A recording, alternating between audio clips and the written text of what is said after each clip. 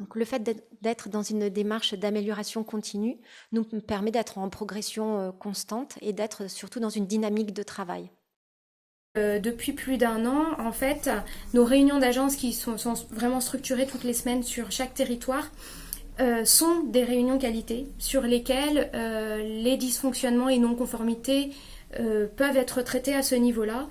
Et ces réunions d'agence donnent lieu à tout un tableau de bord qui est à la fois un ordre du jour, un compte-rendu qui nous permet d'avancer à partir de nos indicateurs terrain. Nous avions précédemment ce que nous appelions des réunions interagences qui regroupaient des salariés des différents territoires que nous couvrons. Aujourd'hui, ce sont sur ces réunions interagences que sont faites les revues de processus. C'est également sur ces temps que sont réalisés des groupes de travail sur les actions qualité que nous devons mener. Par exemple, actuellement, nous sommes en train de mener un groupe de travail qualité sur le thème de la sécurité pour nos salariés en insertion. Et donc, cette réunion de travail se fait en interagence. Aujourd'hui, la revue de direction est notre instance décisionnaire pour l'ensemble du groupe. Elle est venue remplacer nos instances préexistantes. Alors, dans l'amélioration continue, on prend en compte la gestion des non-conformités. Alors, qu'est-ce que c'est que ce mot-là? On a eu quand même un peu du mal à appréhender ce que c'était que comment on gérait la non-conformité. Donc, on est vraiment sur les processus insertion et accueil. C'est de savoir pourquoi est-ce qu'il y a un écart entre les objectifs qu'on avait définis avec la personne. Alors, avant, on disait, bah oui, ça n'a pas eu lieu. Bon, bah tant pis. Alors que là, c'est on formalise. Pourquoi est-ce que ça n'a pas eu lieu?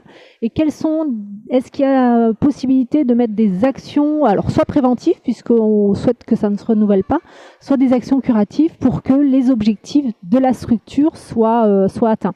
Un exemple de gestion de non-conformité, on s'est engagé à former une personne à, par exemple, l'aide à domicile. La formation n'a pas eu lieu dans le cadre d'un plan de formation mutualisé. C'est dire quel autre moyen on peut lever pour que cette personne-là puisse accéder à cette formation dans le cadre de son parcours. Alors, dans le cadre de la démarche qualité, on a été amené à faire plusieurs types d'enquêtes qualité. Donc, on est en train de sonder nos partenaires dans le cadre de notre démarche d'évaluation d'utilité sociale. On a sondé nos clients économiques et bien entendu, on a sondé les demandeurs d'emploi. Donc, en termes d'enquête qualité, les taux de retour sur les premières actions ont été un petit peu faibles. Donc on a essayé pour les fois suivantes de réfléchir à améliorer ce taux-là. On s'est aperçu que beaucoup de salariés disposaient d'un téléphone type smartphone et que grâce à ça, ils pouvaient se connecter sur les espaces publics en Wi-Fi. Donc on leur a proposé de répondre à une enquête en ligne qui a eu plus de succès, qui nous a permis de quasiment doubler le taux de réponse.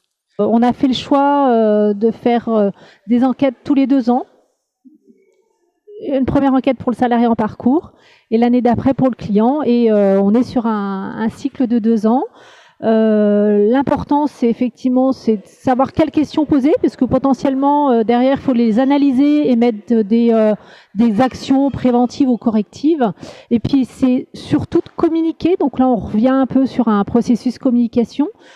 Communiquer autour des chiffres et mettre dans notre plan d'amélioration continue des actions pour que derrière nos chiffres soient plus performants.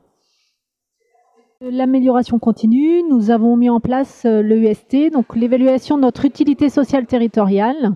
Donc pour cela, on a fait le choix d'embaucher une stagiaire qui est en master 2 ESS, qui est restée 6 mois dans la structure. Donc il y a eu plusieurs étapes. Première étape, c'est d'inviter toutes les parties prenantes, toutes les parties intéressées, donc clients, salariés, partenaires institutionnels, partenaires socio-économiques. Alors, on a eu beaucoup de salariés en insertion qui se sont investis, moins de partenaires socio-économiques, et on est parti sur une question, hormis le travail, qu'est-ce que vous apporte la fourmi? Donc, on était beaucoup sur l'estime de soi, la confiance en soi, l'autonomie. Derrière, il y a une restitution sur une soirée plutôt festive avec concert où du coup on a mis en avant tous les critères et les indicateurs. La difficulté de ce travail, c'est de pouvoir remettre les chiffres au goût du jour. Dans le cadre du groupe Coras, dans le cadre de la qualité, on est sur des audits croisés. Donc, nous, notre référente qualité a fait le choix de se former l'audit croisé. Donc, elle va dans une structure IAE du groupe pour faire l'audit de 2 voire 3 processus. Ce qui est très intéressant, c'est que ça peut aussi l'enrichir sur des méthodes, des outils que nous, on n'aurait pas potentiellement dans les structures et inversement. Et c'est vraiment des audits où on est relativement sur de la bienveillance. Donc c'est plutôt quelque chose qui apporte aux équipes et qui n'est pas vu comme une contrainte d'audit blanc où on a plutôt l'impression de passer un examen. Donc c'est très enrichissant pour les 2 parties.